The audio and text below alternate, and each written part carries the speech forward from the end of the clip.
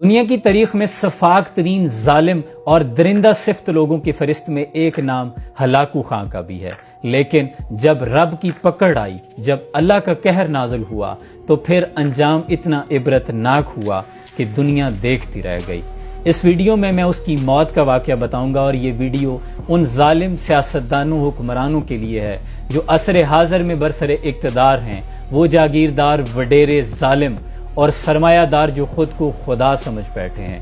تم سے پہلے جو یہاں تخت نشین تھا اسے بھی اپنے خدا ہونے پہ اتنا ہی یقین تھا، لیکن ہلاکو خاں کی موت کیسے ہوئی؟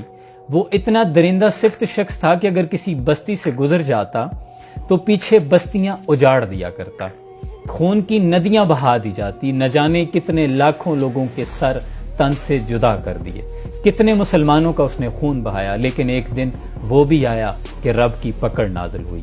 ایک دن اس کے سامنے مسلمان قیدیوں کی 3 صفیں تھیں اور وہ اپنے گھوڑے پر لشکر کے سامنے سوار تھا۔ تتاری افواج کی لشکر کی صفیں اس کے ارد گرد تھیں۔ جلاد کو اس نے حکم دیا کہ ان کے سر اتارنے شروع کرو۔ جلاد نے تلوار چلانی شروع کی تو آن کی آن میں گردنیں کٹ کر زمین پر گرنے لگی، خون کے پھوارے ابھر ابھر کر زمین پہ آ رہے تھے، اور ہلاکو خاں یہ منظر دیکھ کر لطف اندوز ہو رہا تھا، خوش ہو رہا تھا۔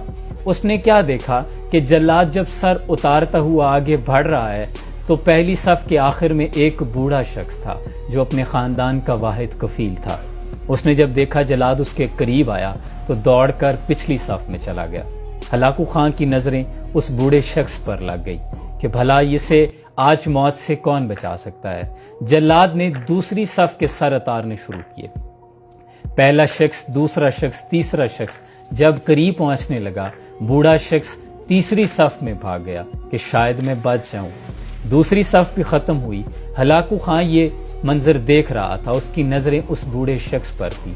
جلاد نے جب تیسری صف کی بھی گردنیں اتارنی شروع کی تو آخری شخص جب اس بوڑھے کے قریب پہنچا تو ہلاکو خاں نے زوردار آواز میں کہا کہ رک جاؤ، مجھے اس سے بات کرنی ہے۔ ہلاکو خاں اس بوڑھے شخص کے قریب آیا اور پوچھا کہ اے بوڑھے شخص، بھلا تجھے آج موت سے اور میرے قہر سے کون بچا سکتا ہے؟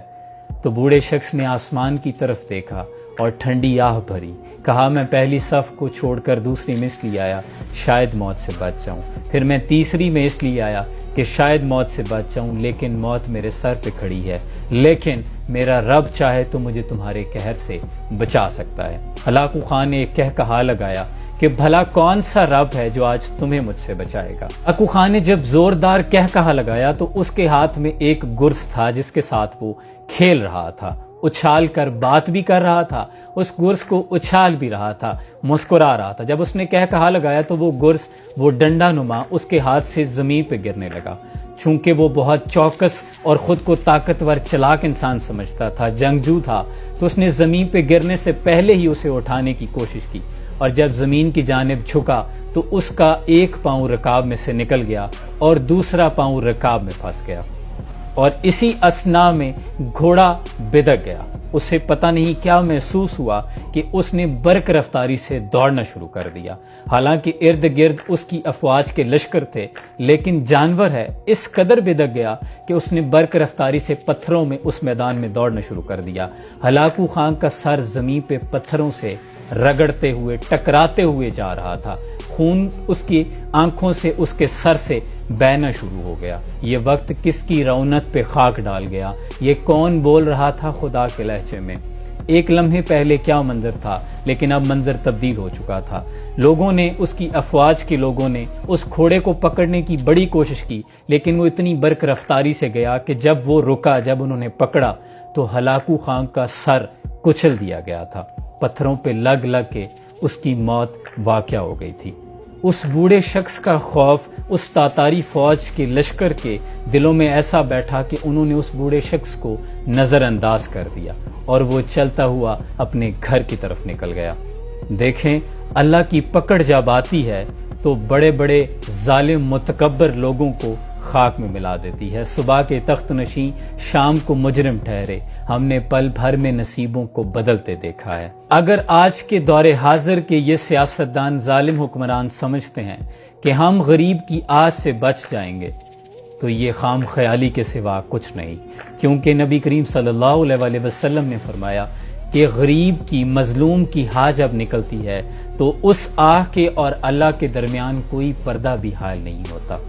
اس وقت سیلاب سے متاثرہ بہت سے لوگوں کی ایسی ایسی دل خراش ویڈیوز دیکھنے کو ملی کہ آنکھوں سے آنسو جاری ہو گئے۔ تو کیا یہ سمجھتے ہیں کہ یہ بچ جائیں گے؟ اگر حضرت عمر فرما رہے ہیں کہ دجلہ کے کنارے کتا بھی بھوکا مرا، تو عمر تجھ سے پوچھا جائے گا، تو کیا ان سے نہیں پوچھا جائے گا؟ اللہ کریم جن کے نصیبوں میں ہدایت ہے انہیں ہدایت عطا کرے اور باقیوں کو خاکستر کر دے۔ سلام پہنچے۔